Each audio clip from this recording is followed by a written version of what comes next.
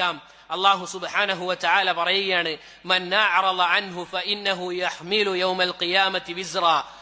ആരാണോ എന്നിൽ നിന്ന് തിരിഞ്ഞു കളഞ്ഞത്, എന്റെ ഉത്ബോധനത്തെ പറ്റി തിരിഞ്ഞു കളഞ്ഞത്, അവൻ നാളെ ഖിയാമത്ത് നാളിൽ എത്തിക്കഴിഞ്ഞാൽ അവൻ അവന്റെ പാപഭാരം ചുമക്കുക തന്നെ ചെയ്യും, അത് വഹിക്കേണ്ടി വരും.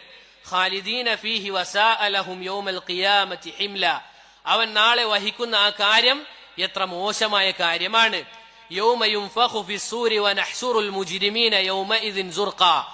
ഇതാ നാളെ കുറ്റവാളികളെ റബ്ബ് സുബ്ഹാനഹു വ തആല നീലവർണ്ണമുള്ളവരായിക്കൊണ്ട് അള്ളാഹു ഒരുമിച്ച് കൂട്ടുമെന്നാണ്.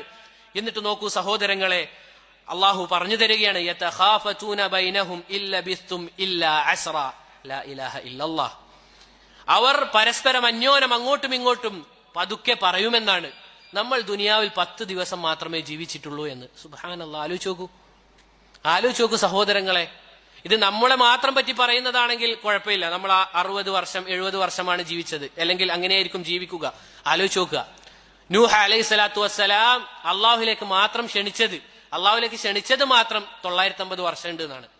950 വർഷം ആലോചിച്ച് നോക്ക്. എന്നിട്ട് അങ്ങനെയുള്ള ആളുകൾ, അല്ലെങ്കിൽ അവരൊക്കെ പറയുമെന്നാണ്, നമ്മൾ ദുനിയാവിൽ ജീവിച്ചത് വെറും 10 ദിവസമാണ് എന്നാണ്. അപ്പോൾ അവരുടെ കൂട്ടത്തിൽ അള്ളാഹു പറയാണ്, നഹ്നു അഅലമു ബിമാ യഖൂലൂൻ. അവർ ശബ്ദം താഴ്ത്തിയത് കൊണ്ട് കാര്യമൊന്നുമില്ല. നഹ്നു അഅലമു ബിമാ യഖൂലൂൻ, അവർ പറയുന്നത് നമ്മൾ കൃത്യമായി അറിയുന്നുണ്ട്. ഇദ് യഖൂലു അംസലുഹും ത്വരീഖതൻ ഇല്ലബിസ്തും ഇല്ലാ യൗമ.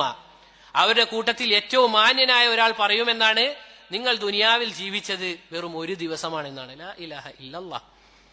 സഹോദരങ്ങളെ, അതുപോലെയായിരിക്കും നാളെ ഖിയാമത്ത് നാളിൽ നമ്മൾ എത്തിക്കഴിഞ്ഞാൽ ദുനിയാവ് എന്നുള്ളത് ഇത്രയേ ഉള്ളൂ. ഇതായിരിക്കും നാളെ ആഖിറത്തിൽ എത്തിക്കഴിഞ്ഞാൽ ഉള്ള അവസ്ഥ.